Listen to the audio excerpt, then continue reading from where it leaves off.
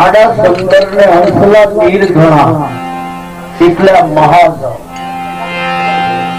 આ સંસાર સાગર ના મહાદેવ માં ક્યાંય ડૂબવું નહીં. આડા ડુંગર ને હંસલા વન ઘણા. ડુંગર એટલે અહમ ના, માન બડાઈ ના, ઊંચા ઊંચા હવે કોઈ હાલે, નીચા ન હાલે કોઈ. कबीर एक बार जो नीचा हाले तो सबसे ऊंचा हुए. अरे बापा अरे आडा डूंगर ने हंसला वन गया. वन એટલે બોલવણી નું. આડી છે કાંટા કેરી વાડ. હંમેશા વાડ માનવ સર્જિત હોય, પરમાત્મા વાડ કરતો નથી. તો આડિયું 18 જાતની વાડ્યું, લાખ જાતની. અને ઈ વાડ ઓળંગવામાં નરસૈયાની દશા બગડી ગઈ. જિંદગી ભર નાચ બારો રહ્યો. ઈ વાડ મીરાએ ઓળંગીને રોહિદાસ સમાજને ગુરુ કર્યા. હાહરાએ તો છોડી દીધી, પણ માવતર હોતે છોડી દીધી. આ કાંટાળી વાડ એવી વહમી છે. આડી છે કાંટા કેરી વાડ. સત્યને પામવું હોય તો અસત્યના આવરણને કાઢવા પડે. અસત્ય રાખી કોઈ સત્યને પામી શક્યું નથી. પરમાત્મા અભેદ છે. આપણે 18 જાતના ભેદમાં રોકાણા છીએ.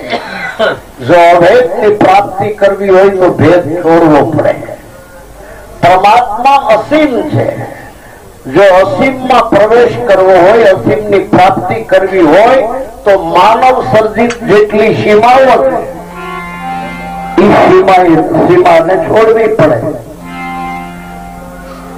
મારે જો મારા વિજાપુર માંથી આ મીઠા ઘોડામાં આવવું હોય તો મારે વિજાપુર ની સીમા છોડવી પડે, મારો જીવો છોડવો પડે, તો જ હું અહીં આવી શકું. પણ મારે મારી સીમા છોડવી નથી, સીમારા બહાર નીકળવું નથી. અને મીઠા ઘોડાનો અનુભવ મારે સત્સંગ કરવો છે, પ્રોગ્રામ કરવો, ક્યાંથી મેળ ખાય? આ બે વાત બને ક્યાં? કબીર કહે છે જબ લગ નાતા નાથ જાતકા તબ લગ ભક્તિ ન હોય. ભક્તિ કરે કોઈ શૂરવીર જાત વરણ કોને હોય. જબ લગ નાતા નાથ જાતકા તબ લગ ભક્તિ ન હોય. એટલે ગંગા સતી કે છે જાતિ પણ છોડી બની જાવ અજાતિ. મેલી દેજો વર્ણોના વિકાર. નાત જાત નથી પ્રભુના દેશમાં. એવી રીતે રેજો નિર્ધાર.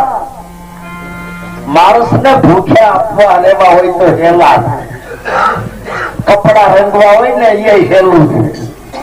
દાઢીઓ વધારવી, વાળ વધારવા હોય એ હેલા, ચાંદલા માંડવા હેલા, માવા ફેરી લેવી હેલી છે.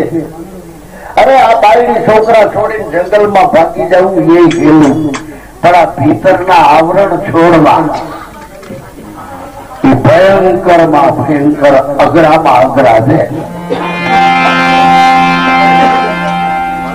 એટલે सदगुरु के प्रताप से खुल गए ब्रह्म कपाट. कायर नर सो गिर पड़ा. ऐसी है वश में बात. कायर कौन के जो आवरणों छोड़ी है या नहीं. सदगुरु के प्रताप से खुल गयो ब्रह्म कपाट.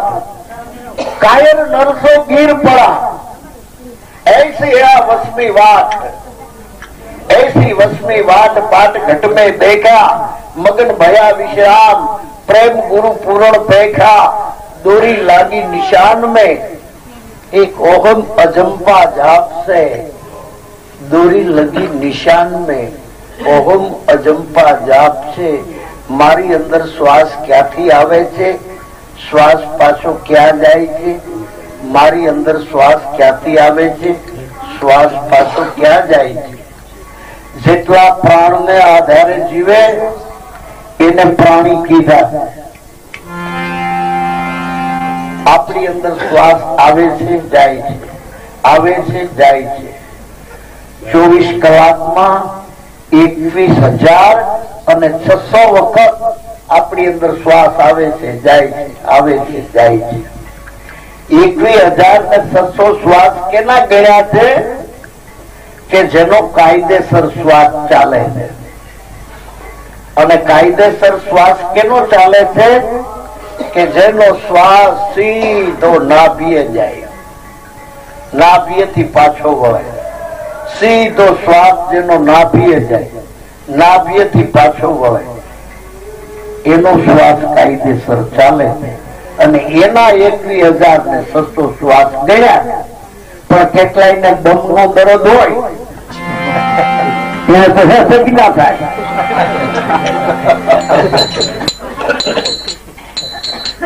કેટલાય નો શ્વાસ નાભીએ પહોંચ્યો કે ના પહોંચ્યો પાછો વળી જાય, અધરા અધર પાછો વળી જાય.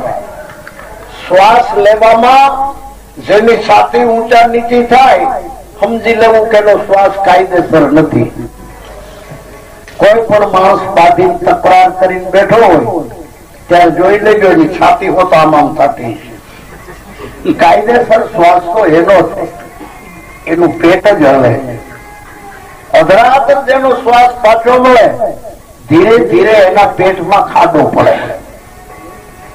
ખાડો એવો પડે કે સીસો હુવડાવી એક પગલું દાણા નાખો તો માઈ જાય, આવો ખાડો પડે. ધીરે ધીરે એ કડિયેથી વાંકો મળે.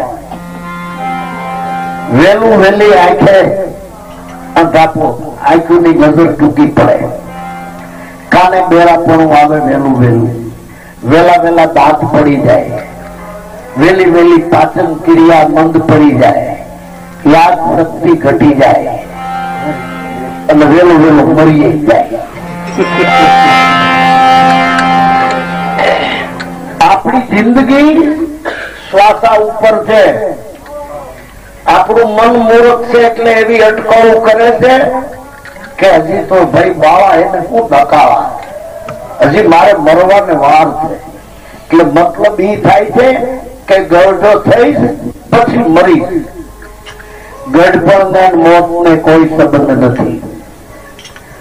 જો ગડપણના મોત ને સંબંધ હોત તો કોઈ બાળક મરત નહીં, કોઈ જુવાન મરત નહીં.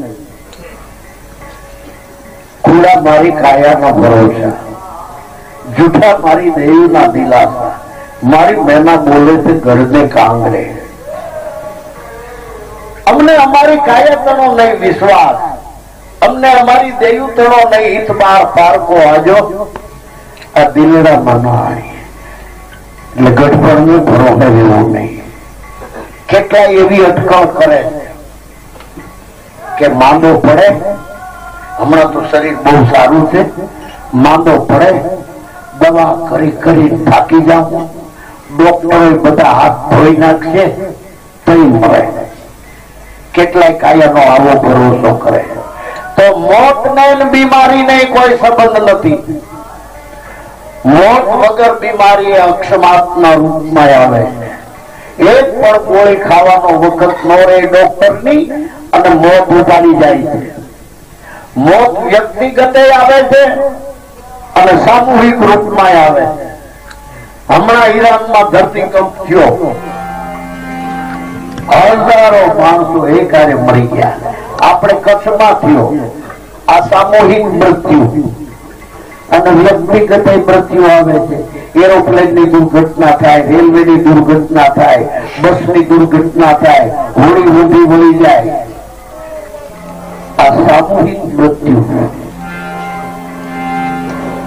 એટલે ગઠબંધન ભરોસે રહેવાનું નથી અને બીમારી નહીં ભરોસે રહેવાનું નથી. આ કાયા ક્ષણ ભંગુર છે.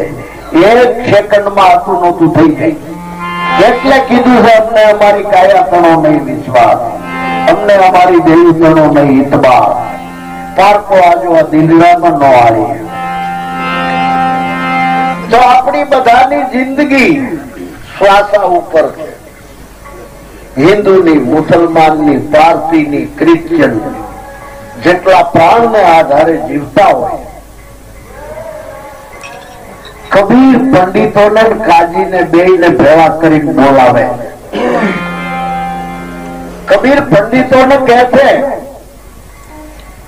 કે તમે શરીર ઉપર ચોટલી રાખો, શરીર ઉપર ચાંદલા માંડો, શરીર ઉપર જનોઈ પહેરો, શરીર ઉપર પીળા પીતાંબર પોતિયા પહેરો, પણ જેના વડે તમે જીવો છો એમાં હું વધઘટ કરી શકું એવું છે. ત્યાં તમારો હસ્તક્ષેપ કાઢ ના આવે. કાજીને કે તમે ચોટલી નો રાખો, ટકો રાખો, માથે ચાલ્યા જેવી ટોપી માથે ઓઢો, હેઠે દાઢી રાખો, અલાજો નૂર, અને દાઢી ન રાખે તો હોઠ હેઠે એટલી ફૂંકી એને લપકે લપ ઈ હોઠે જ રાખે, થોડીક ચામડી કાપી સુનત કરે. તમે આ શરીર ઉપર બધું કરો, કબીર કહે છે, પણ જેના વડે તમે જીવો છો એમાં હું ગાય કાઢ કરી શકું. એટલે કબીર કહે છે તમે બે ભૂલ્યા. તમારી વિધિઓના પરમાત્માને કોઈ લેવા દેવા નથી. પરમાત્માને માત્ર પ્રેમ જોઈએ, વિધિની કોઈ એને જરૂર નથી. વાલો મારો છે પ્રેમ ને વૈશ રાજી, એમાં હું કરે પંડિત અને હું કરે કાજી. सबसे ऊंची प्रेम सदाए. तो कभी ऐसे पंडित से बाधा पला, अन्य देव से कुत्ता, मुल्ला से मुर्गा भला, शेर जगह ने सुचा. पंडित ने कैसे તમારે પાડો હારો, પાડાને તમે ભોગવ્યો છે, તમે સિક્કાની બીજી બાજુ જોયું નથી. આપણી ગણતરી એવી છે કે ભેંસે પાડો જડ્યો, ઝીણકો હોય ત્યારે પાડો, મોટો થાય ત્યારે પાડો, જુવાન થાય તઈએ પાડો, ગરડો થાય તઈએ પાડો, મરી જાય ત્યારે પાડો. બિચારાને વગોયો વિચાર્યું છે કોઈ દી કે આ જાડું દૂધ આંગળાના શીર જેવું કેટલા પરતાપે મળે, આ ભેફા જેવું દહીં કેટલા પરતાપે મળે, આ માખણ ઘી જો પાડો ન હોત તો ભેંસ વ્યાત નહીં અને આ કઈ મળત નહીં.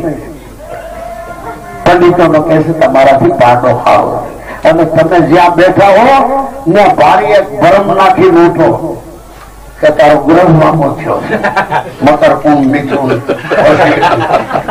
તારો ગ્રહ મામો થયો, તમે હાર હતી બેઠી છે, તારા પિતૃ નડે, ઓલા હારા જીવતા હોય એના તમે ફ્યુઝ ઉડાડી દો.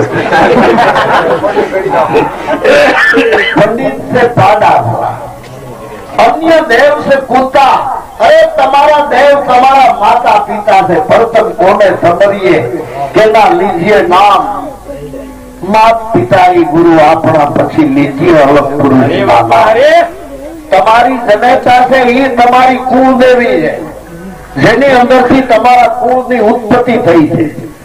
તમારી જનેતા એ તમારી કુળદેવી છે, અને આપણા દીકરાની વહુ જે છે એ કુળ વધુ આપણું કુળ વધારવા આવી છે. જે આપણું કુળ વધારવા આવી છે એને માનસિક ત્રાસ અપાય છે, ડગલે પગલે એને ટોક ટોક કરાય છે. એ બધા આપણે કામ ને નોકરા આપીએ છીએ.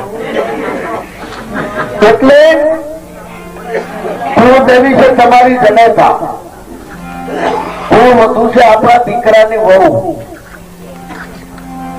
પાવનપીર એના વેદમાં કે છે માતા બેઠા નગાવું ગંગ, જનેતા બેઠી હોય ત્યાં લગી દીકરાને ગંગાજી જવાનો ધર્મ નથી. બાપ બેઠો હોય ત્યાં લગી દીકરાને શંકરની લિંગ માથે જળ ચડાવવાની કોઈ જરૂર નથી. માતા બેઠા નગાવું ગંગ, પિતા બેઠા ન પૂજવી શિવની લિંગ. ઘરના ધણીને છોડીને જે નારી રાત્રાય જાય, પાવર ભણે દ્રવ્ય એ નારી વડ વાંદળ થાય.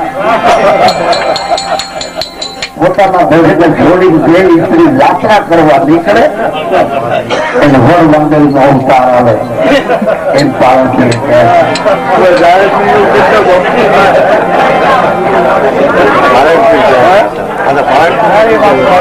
पंडित से पाड़ा बोला, अन्य देव से कूदता. जे बीजा देव ने તમે માનો છો, દિવાલે એના ફળા માંડ્યા, આપણી બુદ્ધિ તો જુઓ, ખબર છે જયારે નાની દીકરી હોય, નાની દીકરી બાઈ માણસ ને ડિલિવરી આવે, ડિલિવરી ત્યારે આપણે એટલું જ પૂછી શક્યું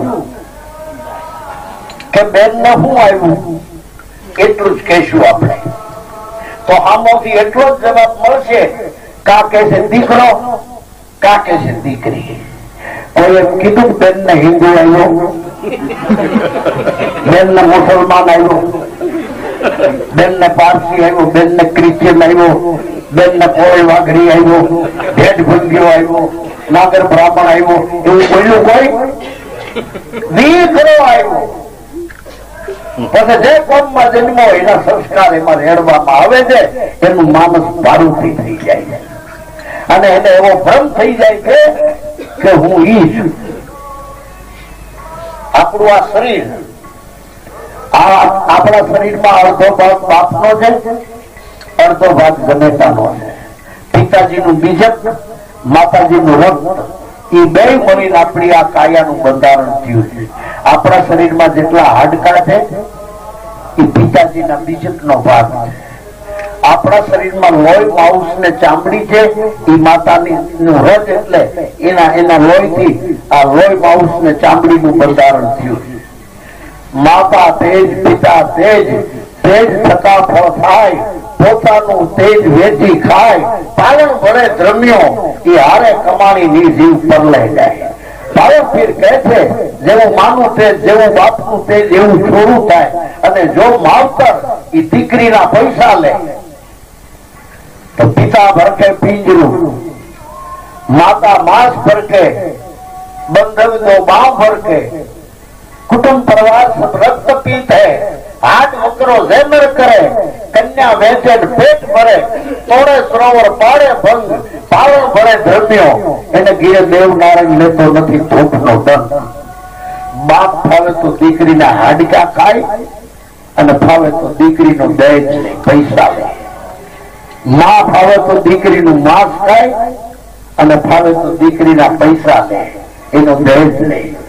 હાવ આડો ફોન જે દાખલા લે, ફાવે તો છોકરીના બે બાવડા ખાય અને ફાવે તો એ બેન નો ટેક્સ લે.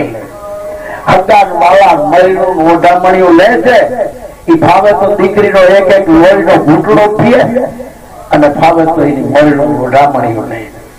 પિતા ભરકે પિંજરું, માતા માંસ ભરકે, कुटुंब परिवार सब रक्त पीत है, हाथ वकरो जेदर करे, कन्या वेची पेट भरे, थोड़े सरोवर पाड़े भंग, पावड़ भरे द्रव्यो.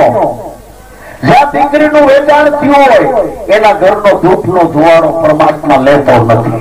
પછી યજ્ઞ કરે, મંડપ કરે કે રામાપીરનો પાઠ કરે કે કથા કરે કે બારમતી કરે, એના ઘરનો ધૂપનો ધુવાળો પરમાત્મા લેતો નથી. એના પાવન પીરના વેદ કહે છે. તો જ્યાં લગી દીકરી નાની હોય ત્યાં લગી દીકરી કહેવાય, છોકરી કહેવાય.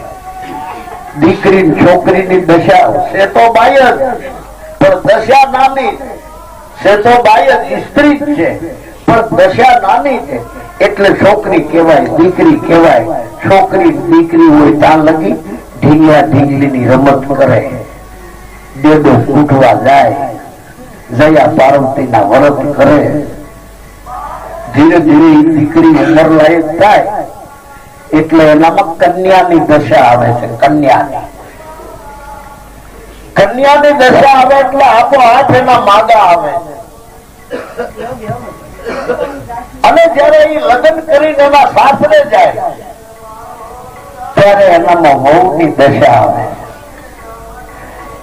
એટલે આપોઆપ એમાં મર્યાદા આવી જાય છે. કેમ હાલવું, કેમ બોલવું, વડીલોને કેમ મલાજો રાખવો, એ મર્યાદા વહુની દશામાં આવી જાય છે. હવે લગ્ન થઈ ગયા પછી 6-7 વર્ષ વ્યાજ જોઈને પેટ બાળક ન થાય તો બધાના જીવ ઉદાસ થઈ જાય. દીકરીના મા બાપે કઈ અમારી દીકરીને ક્યાંક હે ભગવાન શેર માટીની ખોટ પૂરી કરી, હારા હોય એ બાઈને એમ થાય કે મને કઈ છોડું નહીં થાય અને મારું લખણું થઈ જાય, મારું ધડી બીજી બાયડી કરશે, મને લોકો વાદળી કે એ તાળા એટલા પીર કરે, પીપળે ફોફા બાંધે, હે ભગવાન મને દીકરો દો, હે ભગવાન મને વાદળી મટાડો. અને એમાં જો એની શ્રદ્ધા ફળે અને જો એના પેટમાં ઓઢાક લે, રાજી રાજી થઈ જાય. ભગવાને મારી ધા સાંભળી, ભગવાને મારી અરજી સાંભળી. પેટમાં ઓઢાક લે ત્યાંથી જનતાની તપસ્યા ચાલુ થાય કે હવે પેટમાં મારે દુખાવો થાય એવું ગરમ ગરમ ખવાય નહીં. 9 મહિના સુધી હાલવામાં ધ્યાન રાખે, ક્યાંક હું લથડી જાય, પડી જાય, ખાડામાં પગ પડશે, મારા પેટમાં દુખાવો ઉભરી જાય, કશું વગર થઈ જાય. આ માતાજીની તપસ્યા 9 મહિના. અને જયારે જન્મ થાય દીકરાનો ત્યારે એને મોત ને 4 આંગળનું છેટું રહે, ત્યારે દીકરાનો જન્મ થાય. જન્મ થઈ ગયા પછી એની તપસ્યા જોજો. ગમે એવી ગાંડી માં હશે, હાવ ગાંડી છે, પણ પડખું ફરવામાં કોઈ દી એના છોકરુંને દબાવી નહીં દીધું હોય. સાંભળ્યું છે ક્યાંય કે એની માએ છોકરાને પડખું ફરવામાં દબવી દીધો? કેટલી તપસ્યા. ગમે એટલી નીંદર હોય તો એના છોકરાને દબવી નહીં દે, લીલેથી ફૂંકે ફૂડાવે, ચાવી મોઢામાં દે. જન્મ થઈ ગયા પછી એ ખાવા પીવાની કારી રાખે છે. હું કેવા એવું કઈક ઠંડુ ખાય તો મારો છોકરો ભરાઈ જાય. એને ઘોડિયામાં હુવડાવી એ જે કઈ કામ કરતી હોય પણ એની સુરતા ઘોડિયામાં હોય. મારું છોકરું શું કરે છે? પછી હાલતો થઈ જાય, દોડતો થઈ જાય તો એ ક્યાં ગયું છે, ક્યાં રમે છે, એ એની સુરતા હોય. અને એ ઉછેરી પાછળ મોટો કરે, માથે કરજા કરીને લગ્ન કરે. અને જો એ દારૂડીઓ થાય, એ જુદારી થાય, એ ચોર થાય, તો આની તપસ્યાને માથે પાણી ફેરવી દીધું. આપણે ગુરુ ન કરીએ તો કઈ નહીં, ભક્તિ ન કરીએ તો કઈ નહીં, જ્ઞાન ન શીખીએ તો કઈ નહીં, પણ એટલી તો આપણામાં જાગૃતિ હોવી જોઈએ કે જે જનતાએ, જે મારી માએ આટલી તપસ્યા કરી છે એને કોઈ ગધેડી ન કહી જાય. જો ઓલો ગધેડી નો આવ્યો છે, જો ઓલો ગધેડી નો બેઠો, જો ઓલા ગધેડીના નું ધ્યાન રાખજો. હે મારી માં, તમે ગધેડા કેવડાને એવા લડતી જનની લડતો ભગત લડજે, કા ધાતવાન કા સૂર, નહીં તો રહેજે વાંદણી, વાંદણી રહેજે, પણ તને ગધેડી કેવડાવે એવાને જન્મ દેતી. આટલી જ એની તપસ્યા છે. આપણી છાતી ઉપર હાથ મૂકો, કોઈ દી એને પગે લાગ્યા નહીં, અને જેને કઈ નથી કર્યું ત્યાં આગળ બચ્યું કરતા, ત્યાં દીવા ભરતા. કેટલું અજ્ઞાન.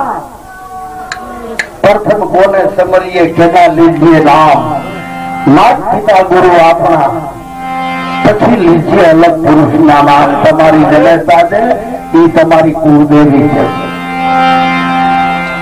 તો વર્ષે અમૃત જેની વાણી, જેની વાણીમાં હોય બ્રહ્મ વિલાસ, સચરાચરમાં જે એક જ તત્વ વ્યાપી રહ્યું, આપણી સુરતાને ખેંચી ન્યા લઈ જાય. સદગુરુ એવા સેવીએ. પછી